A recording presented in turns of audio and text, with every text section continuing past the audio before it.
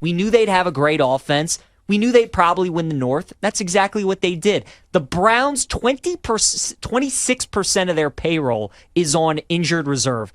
Kevin Stefanski's got Joe Flacco playing like 2012 Joe Flacco for the Ravens. The job he's doing is tremendous. Cleveland's going to make the playoffs. Denton, there's 2 weeks to go in the regular season, and the Browns still have a chance to get the number one seed in the AFC. What are we doing? This isn't even like a conversation. It's Kevin Stefanski. He's going to win the award. I'd go Dan Campbell in this one. I think there's something to be said about living up to the expectations because, PJ, how often do we set expectations for teams in the NFL and then they fall ridiculously short? Jacksonville is the prime example, right? They were supposed to be the team that was maybe put a little bit of fear in Kansas City and Cincinnati this year, right? And they've completely fallen short of expectations. So I think there is an element of living up to the hype that needs to be taken into consideration. And then on top of that, there is the potential of them securing the number one seed in the NFC. And between these two teams, I think Dan Campbell has a better opportunity, and the Lions have a better opportunity of securing that spot than Cleveland does. So I'll go Dan Campbell here. All right, fair enough. Luke, what do you got for us next?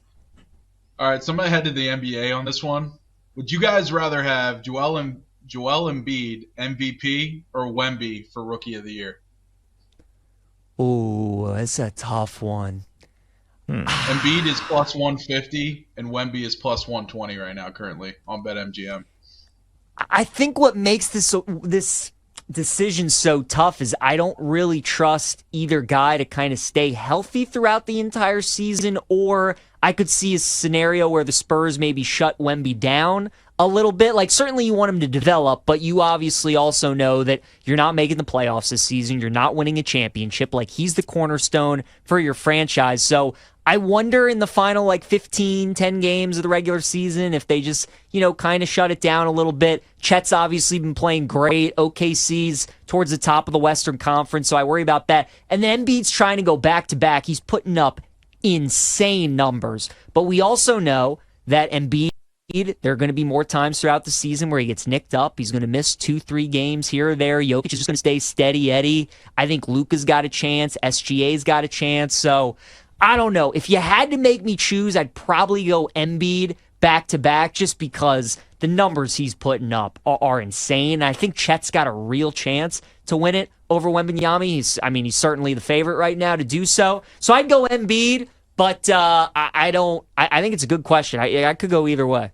I would go Wemby here. And the reason I say that is I think MVP voters are full of themselves is not the right word, but it's a very narrative-based award, and I think there are people that are kind of upset with Joel Embiid. They voted for MVP last year, and then he fizzled out, and while that shouldn't really matter, I don't think that he's going to go back-to-back. I think in order to go back-to-back in the NBA, you have to put up astonishing level of numbers, and a guy that, while Embiid is putting up good numbers, PJ, Jokic still is too. And eventually people are going to circle back around to it. Those weird months of January and February do a lot in determining these conversations for who's the front runner for certain awards. I feel more comfortable with Victor Wembanyama because you mentioned right now Chet Holmgren is the betting favorite for Rookie of the Year. Yeah.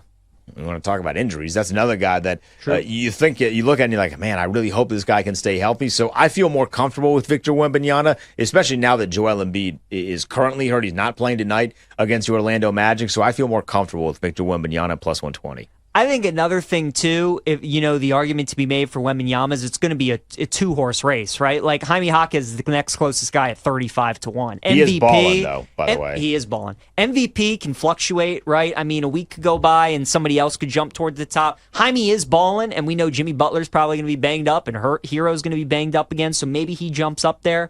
But that would be the thing, is it looks like it's going to come down to Wemby and So you mentioned the approval rating of Russell Wilson. I know it's early, but what has been the approval rating of Sean Payton in his first season? I'll tell you, that's such an interesting question because this morning, Russell Wilson was catching the ire of most of the fan base. One of the worst trades in NFL history, one of the worst contracts in the history of sports, and for me, none of that changes.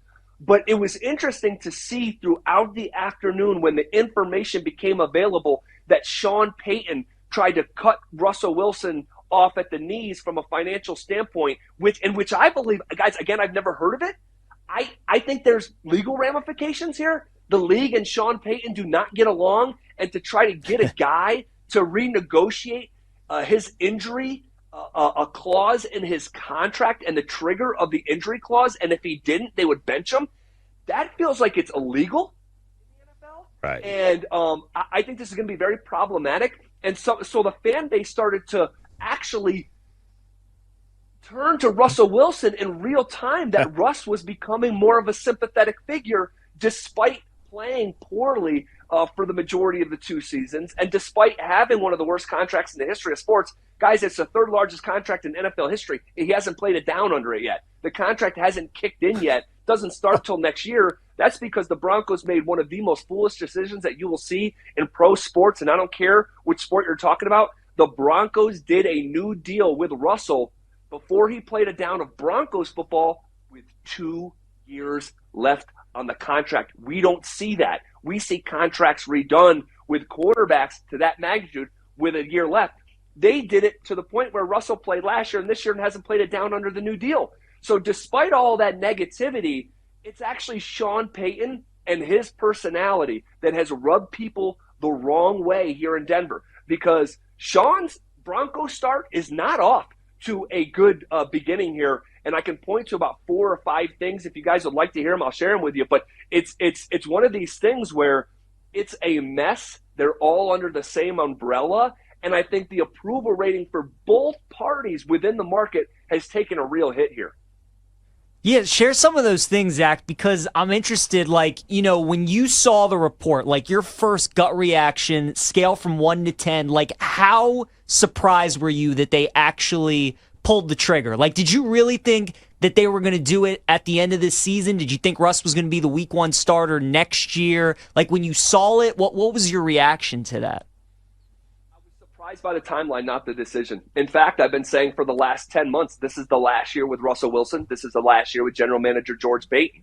Because here's what you guys need to know, and this is what we know in market when we're in the trenches that everyone else may not know outside the market. Russell Wilson had the injury trigger in his contract, and this is what this is all about this afternoon, that if Russell Wilson was on the roster the first day of the new league year, which is in 3 months, his injury guarantee wouldn't just kick in for 2024, it would kick in for 2025. So we knew that the Broncos had a decision to make at the start of the new league year. It wasn't just, hey, we'll do 1 more year with Russell and go from there. It was a 2-year decision. So Sean Payton already knew, with enough information based on last year before taking the job and then working with him for this year, he was not going to go with Russell Wilson for 2 more years. So I wasn't shocked because Russell Wilson hasn't played well enough. And it's one of these things where it's the old adage, if you're going to do something eventually, do it immediately. And if you weren't wanting Russ on the team in 2025, you need to move on and just accept your fate. What fate is that? The largest dead cap in the history of the NFL. Right now it's currently held by Matt Ryan. It's to the point where Russell Wilson's dead cap will actually double Ryan's largest dead cap in the history of the NFL. We're talking $85 million, guys. But it's actually to the point where it's the lesser of 2 evils. If you know you're going to move on, you got to draft a young quarterback on a rookie contract, not a veteran who's going to cost, mitigate some of that price tag for the next 2 years, and then try to rebuild the franchise from there. So it's flat out fascinating. So I wasn't shocked by the actual decision. I was shocked by the timeline of it in real time to bench him with multiple games left during the season in favor of Jarrett Stidham. What can you tell us about the recruiting that Oklahoma had in this latest recruiting cycle heading in, obviously, to SEC play? Yeah, they're calling it the best defensive line class they've had in 8 years, and they need it. You know, they've got a couple of really nice prospects that they recruited last year that were kind of, PJ Adebawore. He wears, I think he's number 34. He'll be a guy that'll play a lot, probably tomorrow night. So you'll get a chance to see him. He wasn't in obviously the 24 class. He was in the 23, a 5-star guy. And in that 24 class, they've got a name, David Stone. He's an Oklahoma kid that went to IMG Academy and played for a couple of years. Jane Jackson, is a big-time defensive tackle recruit who's actually been practicing with the team. I think it's 7 or 8 guys that signed in that early period, and they've been practicing with the team during the bowl prep. Now, they're not going to get to play in the game, but they've been working out with the team. So they really knew where they had to get better. They had to get better in the trenches, specifically on that defensive line. And it's interesting, not to filibuster on this, but, when Alex Grinch was their defensive coordinator, Alex Grinch wanted a different body type. He didn't want 300-pound defensive tackles. He wanted a little bit leaner. They called it Speed D. Their edge rushers, they wanted, as I think at the time one of the coaches referred to it as, power forwards. Enter Brent Venables and Todd Bates and Miguel Chavis. Those are the two defensive line coaches with Coach Venables, and they want fire hydrants, right? They want 300-pound defensive tackles. So they've had to really work because defensive tackles aren't just jumping in the portal. Now, the ones that are getting paid, right, making big-time money. Just look at Warren Nolan. But Oklahoma knew they had to get better there, and they really committed to it, and they had a good recruiting class. I think, though, the key to it all, guys, comes down to number 10, how Jackson Arnold plays. And if he can get that jump start with the new co-offensive coordinator setup that Oklahoma has, I think it can do wonders for them heading into the battle and the rigors and the night in and night out just beast nature of the SEC. I feel like they're in a good spot. They might still be a year away, but this is a program that has really been committed to making sure they build up where they feel like they need to win, and that's in the trenches. All right, Plank, we got about 30 seconds here. The line right now for the game, Oklahoma and Arizona and the Alamo Bowl, is 2.5 at most books. Do you like that line for Oklahoma getting 2.5? Do you think they keep it close? Maybe they win it outright? I think Oklahoma wins the game by two. I think Oklahoma wins the game by 2 scores. I don't think Arizona. The give-a-rip meter for both of these teams is really high, but I think people have looked at this and said Dylan Gabriel's not playing, so Oklahoma's not very good, and that couldn't be further from the truth. So I have a good read on how this team is prepped. I think they're in a really good spot. I think people are asleep on what's going to be a good performance for the Sooners tomorrow night in San Antonio.